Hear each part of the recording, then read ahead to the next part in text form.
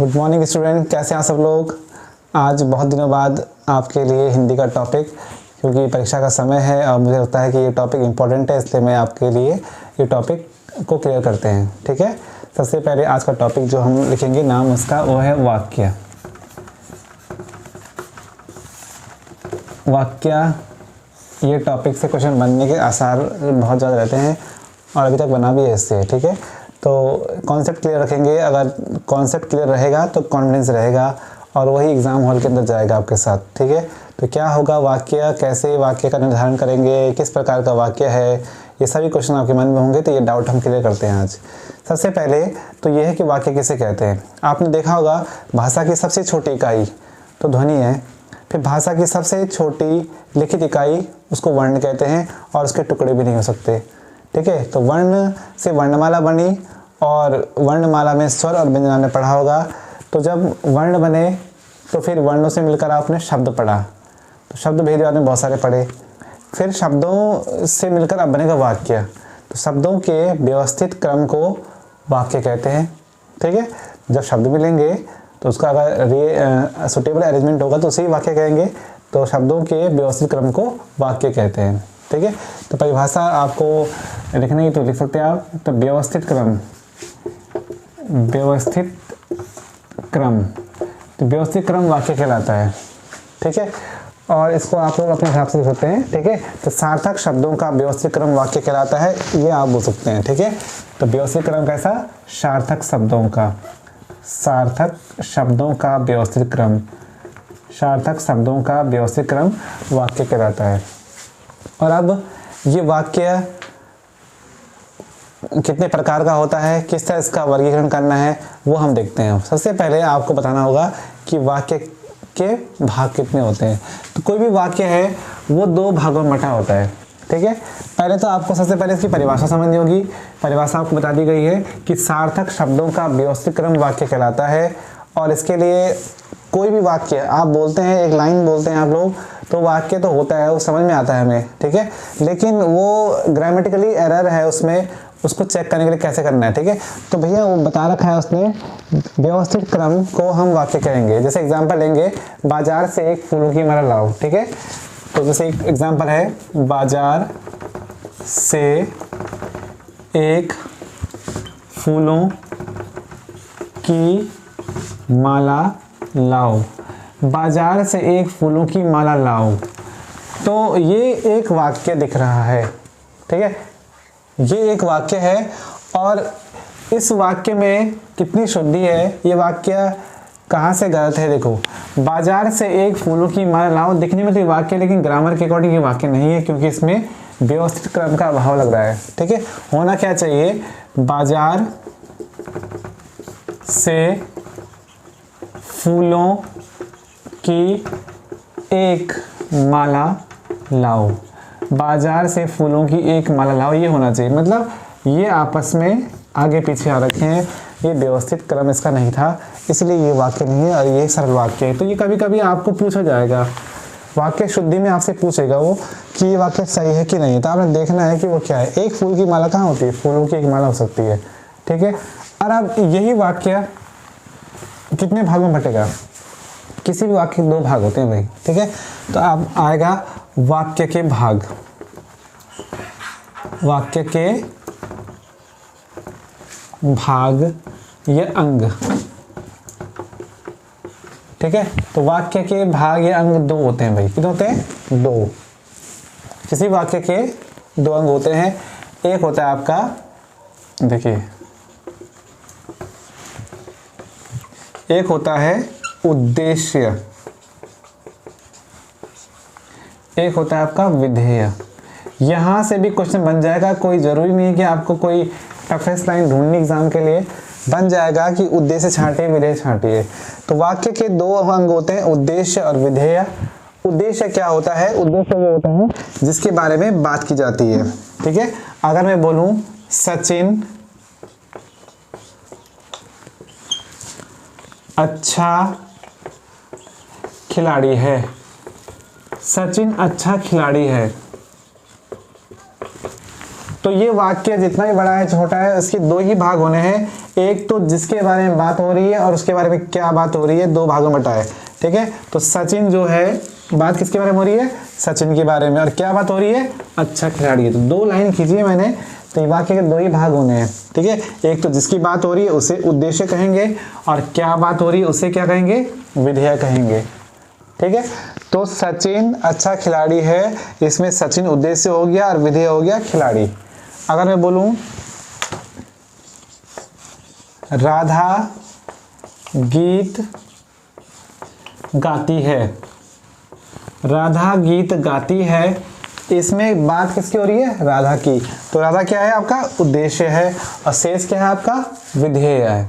ठीक है, तो ये आपने देखना है कि जिसके बारे में वाक्य में बात की जाती है उसे उद्देश्य कहते हैं, और क्या बात की जा रही है उसे विधेय कहते हैं। ऐसा नहीं है कि वाक्य छोटा है तो आप उसको उद्देश्य विधेय बांटेंगे, वाक्य जितना बड़ा होगा जितना छोटा होगा उसी दो ही भाग होने, ये आपने नोट कर लिया होगा। देखते हैं और एग्जाम्पल के थ्रू क्लियर करते हैं थोड़ा बहुत, उद्देश्य विधेय छांटने को आता है भाई। ठीक है, तो अगर यही नहीं आएगा तो आगे कैसे समझेंगे हम लोग। तो सबसे पहले यही देखते हैं कि जैसे अभी बोला जाता है आपको, एक एग्जाम्पल बड़ा फेमस है, उसको लिख लेते हैं। लंबे लंबे बालों वाली लड़की, लंबे लंबे बालों वाली लड़की, लंबे लंबे बालों वाली लड़की अभी अभी अभी अभी अभी अभी एक बच्चे के साथ उधर गई, उधर गई। ठीक है, तो लंबे लंबे बालों वाली लड़की अभी अभी एक बच्चे के साथ उधर गई। अब ये सेंटेंस थोड़ा, वाक्य थोड़ा बड़ा है, इसमें उद्देश्य विधेय छांटने में देखिए कहाँ तक होगा। एक तो ये देखिए, सबसे पहले बात किसके बारे में की गई है, बात की गई है लंबे लंबे बालों वाली एक लड़की के बारे में। तो ये संपूर्ण इतना उद्देश्य होगा जहां तक बात की गई है। किसकी बात है भाई, लड़की की बात है, जो लंबे लंबे बालों वाली लड़की, किसकी बात की गई है, लंबे लंबे बालों वाली लड़की की बात की गई है।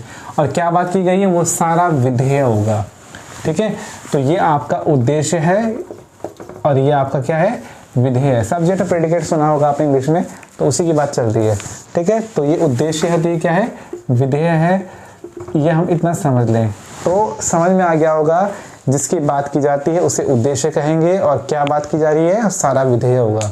ठीक है, तो ये अंग है वाक्य के, दो प्रकार, दो अंग होते हैं वाक्य के। इसके बाद जो सबसे मेन पार्ट आता है, हमने वाक्य, अगर मैं कोई लाइन बोल रहा हूं तो ये वाक्य है या नहीं है, यानी कि वाक्य के तत्व। अभी वीडियो परीक्षा 2021 में आया था तत्वों के बारे में, तो आप पढ़ते हैं वाक्य के तत्वों के बारे में, इंपॉर्टेंट है बहुत। एग्जाम में यही आया था कि इनमें से कौन वाक्य का तत्व है और नहीं है। जब तक आपको 6 तत्वों के बारे में पता नहीं होगा, आप कैसे गैस करेंगे उसको। तो इससे बढ़िया है तो पढ़ के जाइए। ठीक है, सबसे पहली बात होती है तत्व।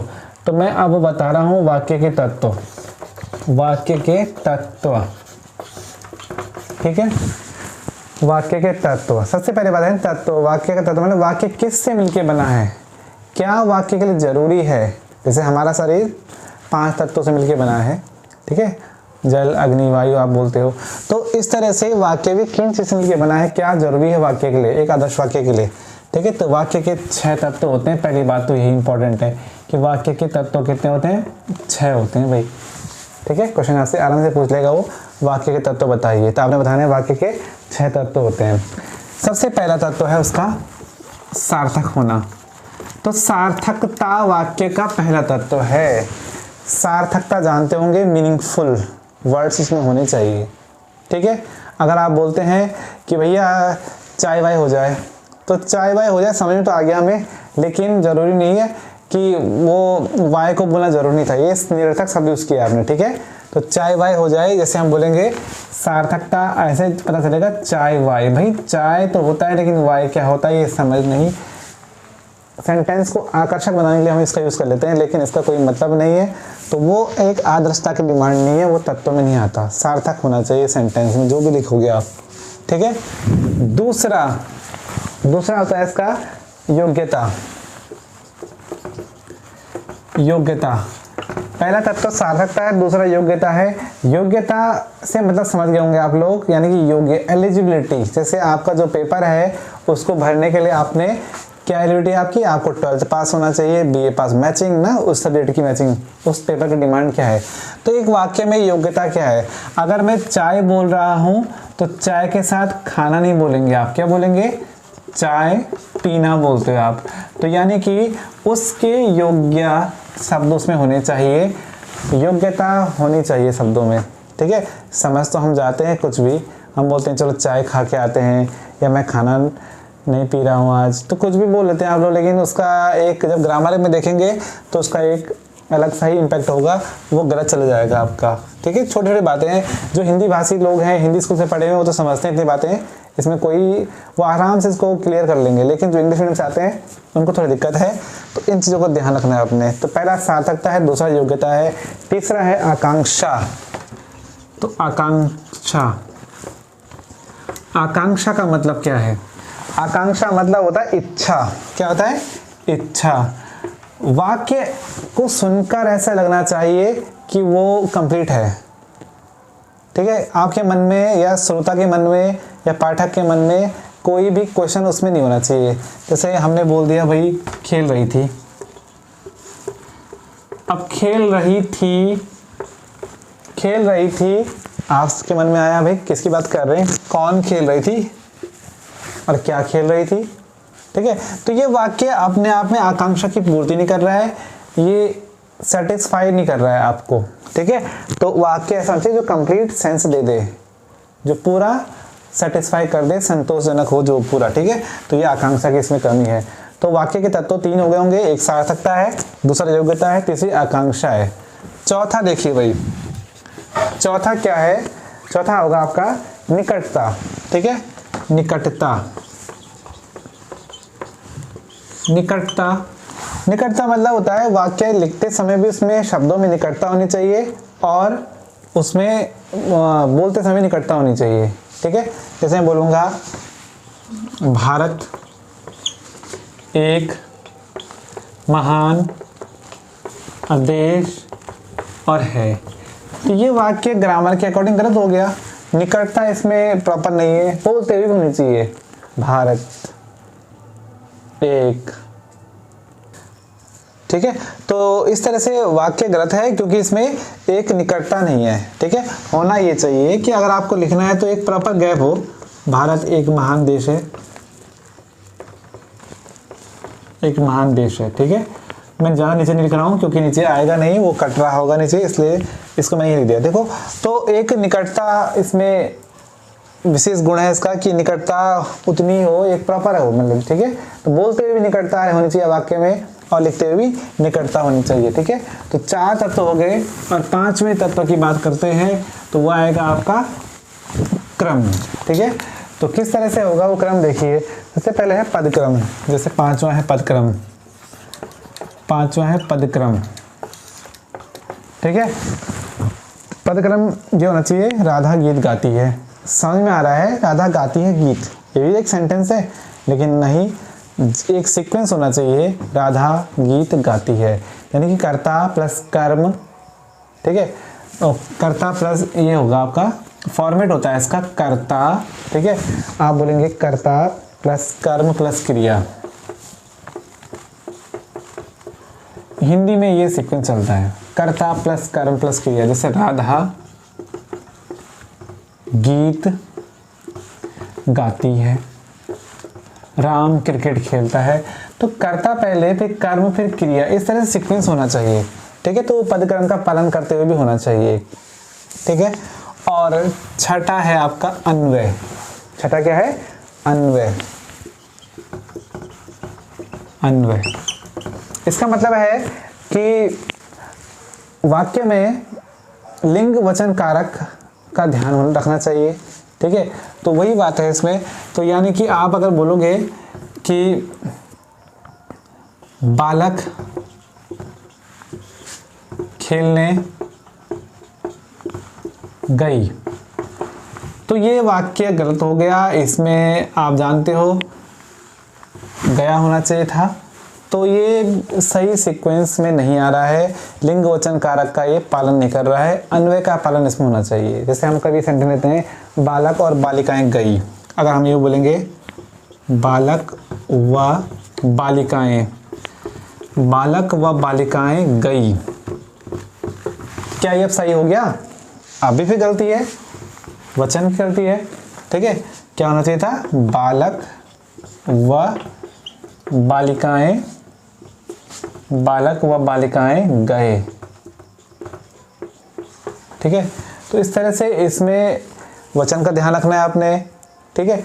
और भी सेंटेंस और भी एग्जांपल से थोड़ा क्लियर करते हैं इसको, अन्वय वाले को। देखो, ठीक, राधा सोता है नहीं बोलेंगे, राधा सोती है। तो जिस तरह का आपका करता है उस तरह की आपकी क्रिया भी जानी चाहिए, लिंग वचन कारक के अनुसार ये सब चेंज होना चाहिए, ठीक है। तो वाक्य में अन्वय का ध्यान रखना है आपने।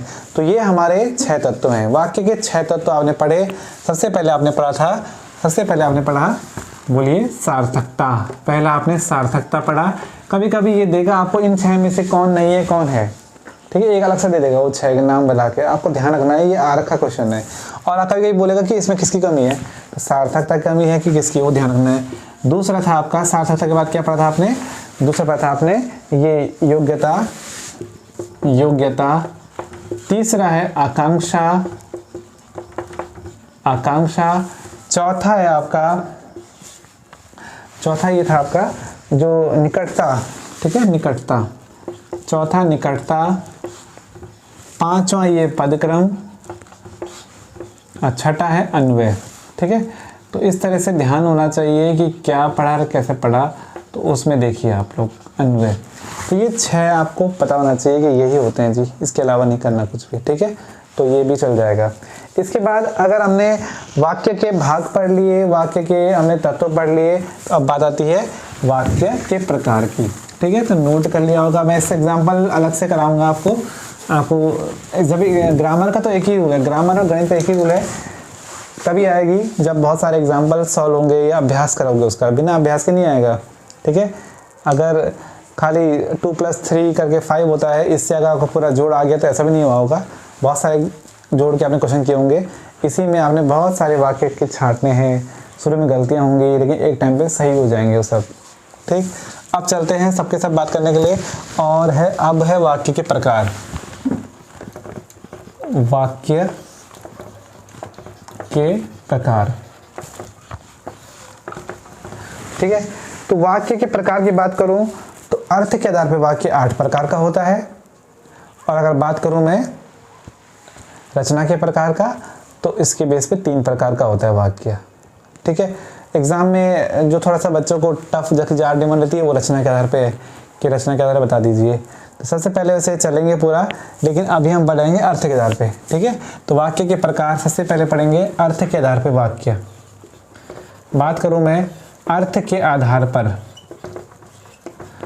अर्थ के आधार पर वाक्य 8 प्रकार का होता है। वाक्य 8 प्रकार का होता है। अर्थ के आधार पर वाक्य 8 प्रकार का होता है, ठीक है। अब वो 8 प्रकार आपको बताएगा, वो एक सेंटेंस देगा और पूछेगा आपसे कि बताओ भाई किस प्रकार का वाक्य है। 3-4 तो आपने सुने होंगे बचपन से, सब पहले ही पढ़ा हुआ है, खैर ये, लेकिन फिर भी यहाँ पर हम कंपाइल कर रहे हैं जो चीज़ें आपने पहले पढ़ी है, ठीक है। सबसे पहले बात करेंगे अर्थ के आधार वाक्य की। तो सबसे पहले है विधानवाचक वाक्य। सबसे पहले क्या है? विधानवाचक असर्टिव सेंटेंस। विधानवाचक वाक्य, विधानवाचक वाक्य बहुत ध्यान से समझेंगे, बहुत सिंपल चीज़ें हैं ये। विधानवाचक वो होता है कि स्वीकारात्मक वाक्य भी इसको बोलते हैं, यानी कि जो बोध कराता है आपका, ठीक है। इसको बोलेंगे जिन वाक्य से क्रिया के करने या होने का बोध होता है उसे क्या कहते हैं? विधानवाचक वाक्य कहते हैं, ठीक है। तो इसको क्या बोलेंगे? जिन वाक्यों से क्रिया के करने या होने का बोध होता है, करने या होने का बोध होता है, क्रिया के करने या होने का बोध होता है, उसे कहते हैं विधानवाचक वाक्य। विधानवाचक वाक्य, जैसे मैं बोलूँगा बारिश हो रही है, आपको बस ये बोध होगा कि कुछ चल रहा है, इसका जब भी होगा तो ये सब विधानवाचक वाक्य में आएगा, ठीक है। एग्जाम्पल लेंगे कि कोई भी वाक्य जिससे आपको कुछ पता चल रहा हो, राम चलता है, इससे राम के चलने का पता चल रहा है, ठीक है, जिससे किसी का होने या करने का बोध होता है उसे कहते हैं विधानवाचक। राम चलता है, ये विधानवाचक वाक्य है। वर्षा हो रही है, वर्षा हो रही है। सूर्य चमक रहा है। ठीक है, अगर वो स्वीकारात्मक, सकारात्मक, विधानवाचक, ये सब एक ही नाम है। ठीक है, इसमें नेगेटिव वगैरह, नेगेटिव प्रश्नवाचक नहीं होना चाहिए, बाकी सब ये स्वीकारात्मक वाक्य ही होते हैं, आपको पता है ये पहले से। ठीक है, नंबर 2 पढ़ेंगे तो निषेधात्मक वाक्य है। निषेधात्मक वाक्य, निषेधात्मक वाक्य, निषेध मतलब है मना करना, नो, नेगेटिव सेंटेंस को बोलते हैं ये। ठीक है, तो काफी एग्जाम्पल आप सुनते हैं शुरू से कि ये भाई सड़क पर मत खेलो। अगर मैं बोलूं सड़क पर मत खेलो, सड़क पर मत खेलो, ये नेगेटिव सेंटेंस है, निषेधात्मक वाक्य है। ठीक है, मैं स्कूल नहीं जाऊंगा, मैं स्कूल नहीं जाऊंगा, मैं स्कूल नहीं जाऊंगा, ये भी नेगेटिव सेंटेंस है। तो इसकी पहचान भी आप आराम से कर सकते हैं कि कौन सा नेगेटिव वाक्य है, निषेधात्मक वाक्य है। ठीक है, तीसरे की बात करूं मैं, इसको मिटा देता हूं, नीचे नहीं लिख रहे हैं, जरा देखिए। तो दो तो समझ में आ गए, एक स्वीकारात्मक सकारात्मक वाक्य है, दूसरा नेगेटिव वाक्य है, ये समझ आ गया, नकारात्मक निषेधात्मक एक ही बात है सभी। ठीक है, तीसरा भी इंपॉर्टेंट यहां शुरू हो जाता है, तीसरा है आज्ञावाचक वाक्य। आज्ञावाचक वाक्य, आज्ञावाचक वाक्य, आज्ञावाचक। ठीक है, जहां पर आपको आज्ञा देने का बोध हो कि भैया आज्ञा दी गई है। ठीक है, परिभाषा इसकी आ जाएगी, जिन वाक्यों से आज्ञा, प्रार्थना, उपदेश का बोध हो, जिन वाक्यों से आज्ञा, प्रार्थना, उपदेश का बोध हो, जिन वाक्यों से आज्ञा, प्रार्थना, उपदेश का बोध हो, उसे आज्ञावाचक वाक्य कहते हैं। सेंटेंस की बात आ गई तो सेंटेंस बोल लीजिए आप लोग, जैसे बोलेंगे भाई बैठकर पढ़ो, भाई आज्ञा दी जाती है आपको कि बैठकर पढ़ो, खड़े क्यों हो। ठीक है, तो बोलेंगे बैठकर पढ़ो, बैठकर पढ़ो, या कुछ भी बोले, आज्ञा दी गई ना बैठकर पढ़ो। या बोलूँगा बाजार जाकर ये काम कर दे भाई, ठीक है, तो भी ये होगा, जैसे बोलूँगा बाजार जाकर फल ले आओ,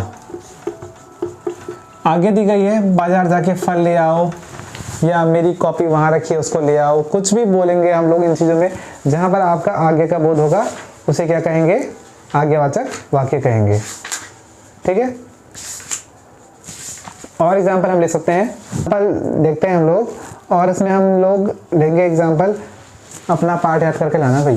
ठीक है, हम बोलेंगे अपना पाठ याद करो, अपना पाठ याद करो। तो इस तरह से जो वाक्य होगा आपको ये बोला नहीं जाएगा। अभी तो इजी लग रहा होगा सब कुछ कि हाँ ये हेडिंग के नीचे हो रहा है तो सब पता चल रहा है, आपको सिर्फ अपना सेंस लगाना है कि क्या बोला जा रहा है। अपना पाठ याद करो, एक लाइन आएगी तो आपने कहा अपना पाठ याद करो, ये हमें आज्ञा का बोध हो रहा है कि भाई कोई हमें आज्ञा दे रहा है कैसा करो, तो वो आज्ञावाचक वाक्य में आ जाएगा। ठीक है, इसके बाद चौथा होता है प्रश्नवाचक वाक्य। प्रश्नवाचक वाक्य,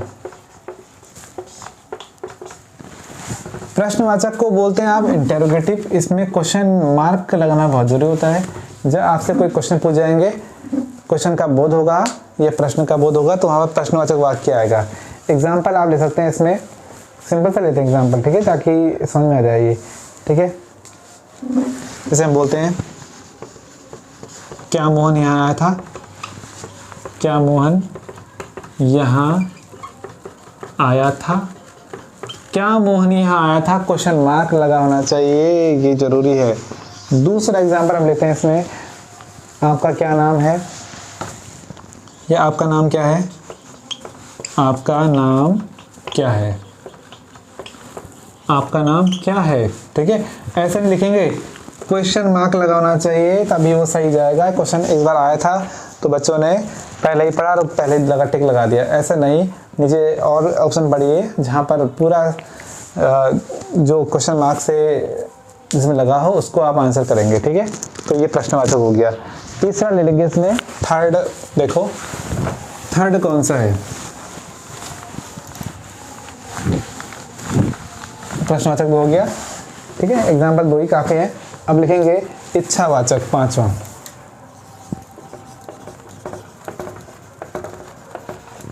इच्छावाचक वाक्य। इच्छावाचक वाक्य जिसमें आपका इच्छा अंदर से होती है भाई, ठीक है, आप उसको श्राप दे रहे हो, शुभकामनाएं दे रहे हो, ये सब इच्छा में आएगा आपके, ठीक है। तो अगर बोलूँ तो जिसमें आपको ना आशीर्वाद, इसमें आशीर्वाद, शुभकामना, श्राप, आशीर्वाद, इच्छा, ठीक है, श्राप, शुभकामना, ठीक है, कुछ भी जो आपके मन में है, गाली दे रहे हैं, तो वो भी उसमें आएगा, उसमें आएगा, वो भी इच्छावाचक में आएगा, ठीक है। तो ये सब को सब क्या होंगे आपके इच्छावाचक में। जैसे मैं बोलूँगा तुम्हारा कल्याण हो भाई, ठीक है, तुम्हारा कल्याण हो, जो वीडियो देख रहे हैं उनका तो कल्याण होना ही चाहिए, तुम्हारा कल्याण हो, तुम्हारा कल्याण हो। ये अब इस सेंटेंस से एक ही चीज़ निकल रही है कि कोई हमारा हित चाह रहा है, तो जब भी ऐसी चीज़ें होंगी वो इच्छावाचक में जाएगा। बोलने को तुम बोलोगे भाई ये सकारात्मक वाक्य भी है, विधानवाचक, ठीक है, वो भी है, वो भी सेंस आ रहा है इसका, लेकिन सबसे पहले इसका बोध क्या हो रहा है भाई, इसको सुन के हमें क्या लगता है कि कोई हमें अपनी इच्छा प्रकट कर रहा है, ठीक है। तो तुम्हारा कल्याण हो, और बोलेंगे भगवान तुम्हें लंबी दे, भगवान तुम्हें लंबी क्या दे, आयु, लंबी आयु दे, भगवान तुम्हें लंबी आयु दे, ठीक है। तो ये भी आपका एक तरह से हो जाएगा, आपका ये इच्छावाचक है, ठीक है, भगवान तुम्हें लंबी आयु दे, भगवान तेरा क्या होते हैं आपके इच्छावाचक में, तो आएगा सब कुछ, ठीक है। और भी आप अच्छे अच्छे वो इसमें सेंटेंस बना सकते हो आप लोग, जैसे मैं बोलूँगा कि ये ईश्वर उसे सुखी रखे, ईश्वर उसे सुखी रखे, ठीक है। अब जो ससुराल चलेगी उसे उसके लिए बोलेंगे आप, पहले तो तुम्हें बड़ा लंबी हो, तो अब देखिए ईश्वर उसे सुखी रखे, ये शुभकामना है हमारी, ठीक है। इस तरह से जिससे आपका आशीर्वाद, श्राप, शुभकामनाएं, ठीक है, तो ये सब चीज़ें किस में आएंगी, इच्छावाचक में। बहुत सिंपल चीज़ें हैं, लेकिन एक पढ़ के जाना जरूरी है, ठीक है। अगला कौन सा है, छठा, 6 नंबर पे आएगा, तो सेंटेंस आएगा, वो आएगा संदेहवाचक वाक्य, डाउटफुल सेंटेंस,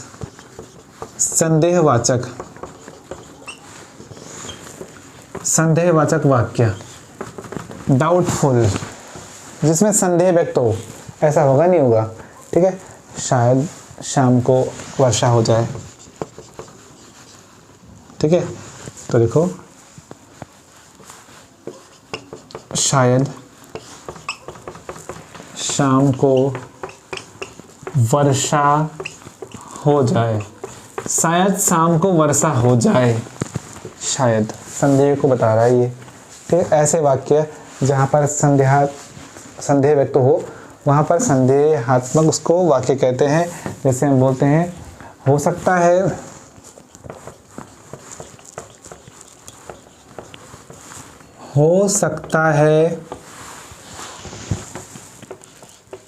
तूफान आए, हो सकता है, शायद, ये सब बातें आपके संदेहवाचक वाक्य में होंगी, ठीक है। तो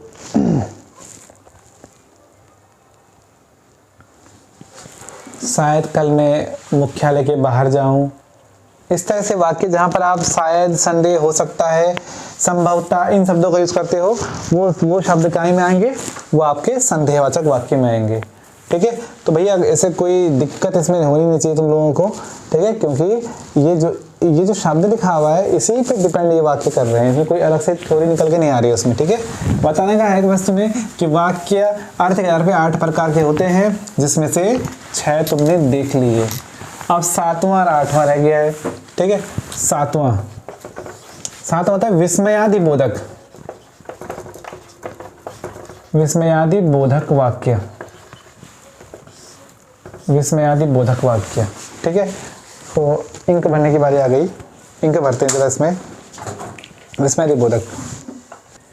चलिए भाई, विस्मयादि बोधक वाक्य वो होंगे जिन वाक्यों से हमें शोक, घृणा, आश्चर्य, जिन वाक्यों से हमें शोक, घृणा, आश्चर्य, या हम कहें उसमें एक दो वर्ड और होते हैं, क्रोध, शोक, ठीक है, जिन वाक्यों से हमें शोक, घृणा, आश्चर्य आदि का भाव प्रकट हो, जैसे हम बोलते हैं अरे, ठीक है, हम बोलते हैं छी, ठीक है, वाह, ऐसे बहुत सारे वर्ड हैं जिनका यूज हम करेंगे तो वो अपने आप में विस्मयादि बोधक, लेकिन इसका प्रयोग, इसके चिन्ह का प्रयोग जरूर होना चाहिए भाई, ठीक है, तो चिन्ह नहीं होगा तो वो विस्मयादि बोधक कराएगा भी नहीं, ठीक है। तो अगर एग्जांपल लेंगे हम लोग तो हम बोलते हैं, जैसे तुम्हें देख के लोग कहते हैं अच्छा तुम आ गए, क्योंकि कोई तुम्हें बुलाता तो है नहीं, तो देखिए अच्छा तुम आ गए, तुम आ गए, अच्छा तुम आ गए, ये भी क्या है, विस्मयादि बोधक वाक्य है। आप कहीं बोलते हो छी कितनी गंदगी है, कितनी गंदगी है, तो वहाँ पर भी आप लोग विस्मयादि बोधक चिन्ह का प्रयोग करते हो, गंदगी है, छी कितनी गंदगी है। कभी तुम गए होंगे उत्तराखंड में, तुम बोलते वाह कितना सुंदर दृश्य है, वाह कितना सुंदर दृश्य है, कितना सुंदर दृश्य है, वाह कितना सुंदर दृश्य है, ठीक है। तो ये है आपके विस्मयादि बोधक वाक्य, जहाँ पर आपको अपने शोक, घृणा, आश्चर्य प्रकट करते हुए शब्द दिखेंगे और विस्मयादि बोधक चिन्ह का प्रयोग जरूर करना है भाई, इसको बिना सही नहीं होगा ये। अगला चलते हैं, 8वां करते हैं, और 8वां लास्ट रह गया, उसको बोलेंगे हम संकेतवाचक। ये इंपॉर्टेंट भी है थोड़ा सा, नाम इसका जैसा है वैसा। अभी तक आपने जो 7 पढ़े हैं ना, वो नाम के अनुसार चल रहे हैं भाई। साधारण वाक्य साधारण पढ़ लिया, प्रश्न में प्रश्न देख लिया, नेगेटिव में नेगेटिव देख लिया, ठीक है, संदेह में संदेह देख लिया। लेकिन इसका थोड़ा सा पंगा है, ये जो 8वां है इसको संकेतवाचक कहते हैं। क्या कहते हैं? संकेतवाचक वाक्य, संकेतवाचक वाक्य, ठीक है। तो संकेतवाचक वाक्य शर्त पे डिपेंड करता है भाई। अगर मैं बोलूं कि इसको तुम अगर ब्रैकेट में शर्त लिख लोगे ना तो तुम्हारा ये सही हो जाएगा, फिर सोच सही हो जाएगी, ठीक है। और सोच सही हो गई तो फिर तो क्वेश्चन सही हो जाएगा, ठीक है। तो संकेतवाचक सुन के समझ नहीं आएगा, पर शर्त समझ में आ जाएगा। संकेतवाचक और ब्रैकेट में शर्त लिख लेना चाहिए आपको, ठीक है। तो इसमें एक कार्य का होना दूसरे कार्य पर डिपेंड करेगा भाई, तो ये आपके संकेतवाचक होंगे, ठीक है। तो जिन वाक्यों में एक क्रिया का होना दूसरी क्रिया पर निर्भर करता है, ठीक है। जिन वाक्यों में एक क्रिया का होना दूसरी क्रिया पर निर्भर करता है, दूसरी क्रिया पर निर्भर करता है। एक क्रिया का होना दूसरी क्रिया पर निर्भर करता है, एक क्रिया का होना दूसरी क्रिया पर निर्भर करता है, उसे कहते हैं संकेतवाचक वाक्य। क्या कहते हैं उसे? संकेतवाचक वाक्य। जिन वाक्यों में एक क्रिया का होना दूसरी क्रिया पर निर्भर करता है, संकेतवाचक वाक्य कहलाता है, ठीक है। जैसे कैसे? अगर मैं बोलूँगा, एग्जाम्पल देखो, यदि परिश्रम करोगे, यदि परिश्रम करोगे तो सफल होंगे, या तो सफल हो जाओगे। यदि परिश्रम करोगे तो सफल हो जाओगे। एक वाक्य सफल कब होना है? जब परिश्रम होगा। तो एक वाक्य का होना दूसरे वाक्य पर निर्भर करता है, उसे कहेंगे, ठीक है। अगर हम बोलते हैं अगर वर्षा होगी तो फसल भी अच्छी होगी। यदि वर्षा होगी तो फसल भी अच्छी होगी, यदि वर्षा होगी तो फसल भी अच्छी होगी। तो भैया फसल कब अच्छी होगी? जब वर्षा होगी। तो एक वाक्य का होना दूसरे वाक्य पर या उपवाक्य का दूसरे वाक्य मुख्य वाक्य पर निर्भर करता है, उसे कहेंगे आप लोग संकेतवाचक, ठीक है। ये सिंपल बात समझेंगे, जब कोई सेंटेंस का एक पार्ट दूसरे पार्ट पर निर्भर करता है तो उसे संकेतवाचक, या एग्जाम में याद रखने के लिए आप शर्त शब्द का प्रयोग कर लेंगे तो आपका गलत नहीं होगा ये, ठीक है। इस तरह से ही एग्जाम्पल आपने देखे, ठीक है। तो अगर हम इसमें और ऐड करना चाहें तो 1-2 एग्जाम्पल और कर सकते हैं हम लोग।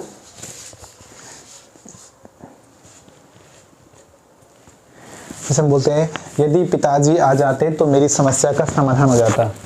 यदि पिताजी आ जाते तो समस्या कब समाधान होगी, जब पिताजी आए थे। तो ये संकेतवाचक है, ठीक है। तो ये थे हमारे 8 प्रकार के वाक्य, जिसमें हमने देखे अर्थ के आधार पे 8 प्रकार के वाक्य, ठीक है।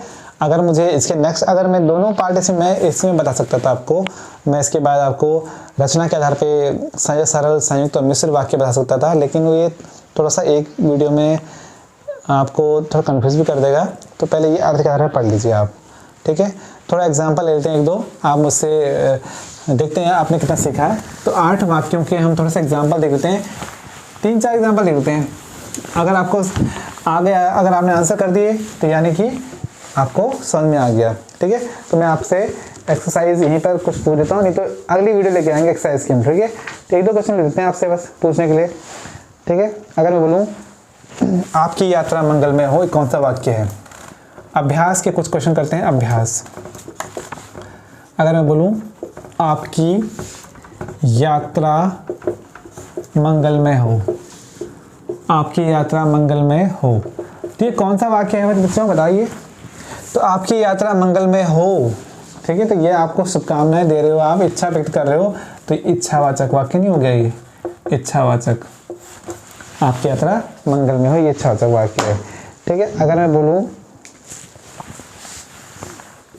मोहन पानी लाओ, मोहन पानी लाओ, मोहन पानी लाओ, तो ये क्या है आपका आज्ञावाचक वाक्य है, ठीक है। तो इस तरह से आपने उसके जो कॉन्सेप्ट बताया था उसमें जाना है, आज्ञावाचक वाक्य। तीसरा अगर क्वेश्चन लूँ मैं आपसे पूछने के लिए, तो अगर बोलेंगे आप वहाँ ना जाएं, ठीक है, आप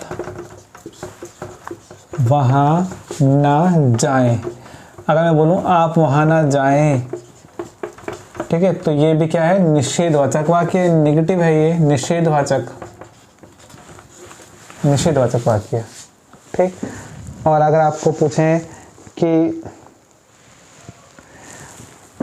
राजेंद्र प्रसाद भारत के पहले राष्ट्रपति थे, ठीक है, राजेंद्र प्रसाद